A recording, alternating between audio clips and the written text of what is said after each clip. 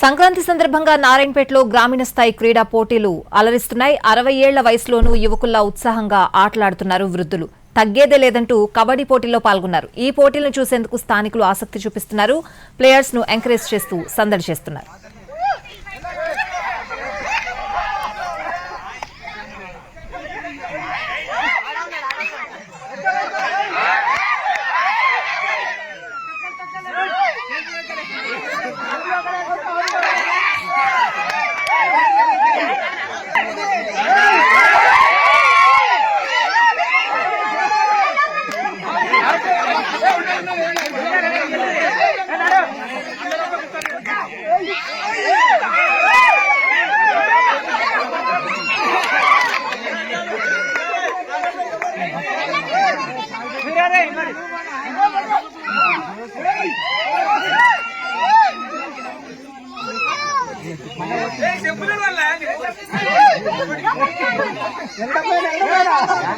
ఎంత